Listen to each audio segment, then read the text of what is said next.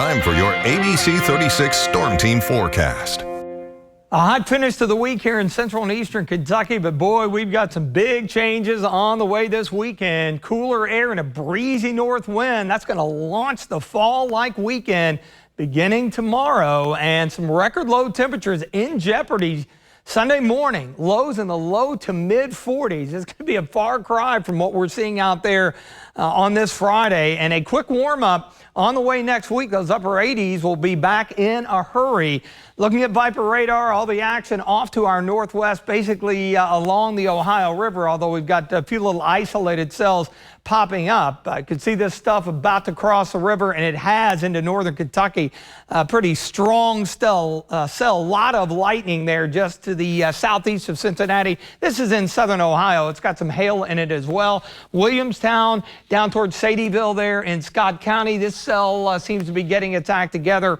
The eastern part of Spencer County, and that's part of the cluster that has weakened a little bit running up the Bluegrass Parkway east of Bardstown. And this healthy cell increasing in intensity. Some heavier downpours about to cross the Mountain Parkway there as you work from the split heading down toward Clay City and Stanton, this thing in the southeastern part of Clark County. So that's what we're going to be dealing with rolling into the evening hours. Few little isolated cells early, but you can see all the lightning strikes with this as expected. We've got heat, we've got a little bit of humidity, and of course that's going to be enough to fire off a few thunderstorms. Looking good in Mount Sterling, though, where it is pretty warm, 88 degrees. We've got generally a west to southwest wind out ahead of that frontal boundary, taking you to southern Kentucky, Wayne County, 86 degrees there.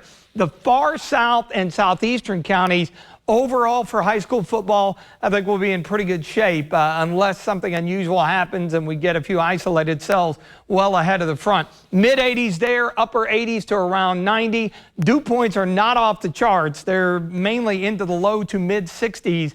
North Laurel at Franklin County, big game, and also this is one that could be impacted by those storms getting into the evening hours. Temperatures are going to change because the front's going to move through, and obviously if we get a lightning delay, that's going to mean a later finish there. Look at all the moisture down south. That's kind of robbing some of it from being transported to the north, but we've got enough juice out there to get the lift going for additional storms rolling through the evening hours. You see the favorite area, northern, central, even south central Kentucky should be in good shape. Games will be over by the time that activity arrives overnight and into early tomorrow. And then here comes the cooler air. Check that out. Upper 60s, low 70s. And it's going to be breezy to boot. So it's going to be a big change. Tailgating for the Kentucky-South Carolina game tomorrow, of course. You can see it right here on ABC 36 beginning at 3:30. Kind of a coolish morning, especially with that wind, so go prepared. Again, kind of an extreme change over what we're seeing out there today. In fact, look at the wind gusts. Not bad overnight, but once the sun comes up, we're talking 25 miles per hour possible, so that could impact the passing and kicking games for the game out at Kroger Field tomorrow. And then as winds lighten up, then we get into the chilly air for Sunday. So definitely chilly to start. Nice pleasant finish to the weekend on Sunday, and high pressure in control, dry weather, but it will begin to warm up as we head back toward the 80-degree mark. You see the record lows in blue. Sunday morning could be right on it here in Lexington and maybe awfully close. In fact, Jackson could easily best that. If you're not quite ready for the fall-like air, it's just going to be a tease. You see by the end of next week, we are definitely going to be back above average. Early storms this evening, and then once the front moves through, we cool it off.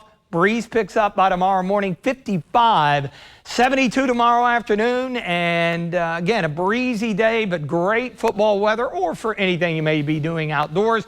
Notice those chilly early morning lows, mid to upper 40s, but look at the jump in temperatures, an extended stretch of drier weather, so we got to watch that drought situation, and it will heat back up with afternoon highs mid to upper 80s into late next week.